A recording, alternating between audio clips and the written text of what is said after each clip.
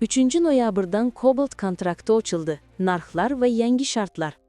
Assalomu alaykum, aziz tomoshabinlar. Bugun sizlarga O'zbekistonda eng ko'p kutilgan yangilik Cobalt avtomobillariga kontrakt ochilgani va uning narxlari haqida to'liq ma'lumot beramiz.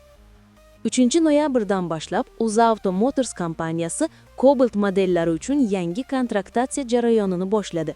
Endi xaridorlar rasmiy mayuzauto.uz sayti yoki dilerlik markazlari orqali onlayn tarzda shartnoma tuzishlari mumkin.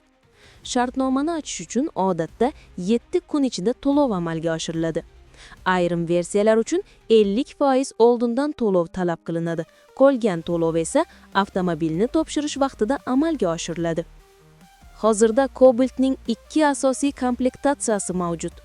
Birinchisi Cobalt JX Style AT+. Bu modelning rasmiy narxi taxminan 147 million 900 ming so'm atrofida. Ikkinchisi Cobalt Midnight. Bu yangi va biroz hashamatliroq versiya bo'lib, narxi 155 million 200 ming so'mga belgilangan. Ammo ayrim avtosalonlarda bozordagi taklifga qarab narx 167 million so'mgacha yetmoqda. Shuning uchun xaridorlar har doim rasmiy manbalardan narxni tekshirishlari tavsiya etiladi. Mutaxassislar aytishicha, Cobalt'ga talab hozir juda yuqori. Ayniqsa 2025-yilgi yangilangan modellarda zamonaviy salon, tejamkor dvigatel va yangilangan dizayn e'tiborni tortmoqda. Yana bir muhim jihat, kontrakt tuzgan xaridorlar o'z navbatini shaxsiy kabinet orqali kuzatib borishlari mumkin. Bu tizim shaffof bo'lib, har bir mijoz o'z holatini aniq ko'ra oladi.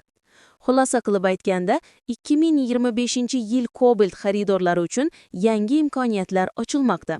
Agar siz ham shu mashinani olishni rejalashtirgan bo'lsangiz, 3-noyabrdan boshlab kontrakt ochish imkoniyatini boy bermang. Video ma'qul kelgan bo'lsa, like bosing, Yangi Zamon kanaliga obuna bo'ling va yangiliklardan birinchi bo'lib xabardor bo'ling. Avtomobil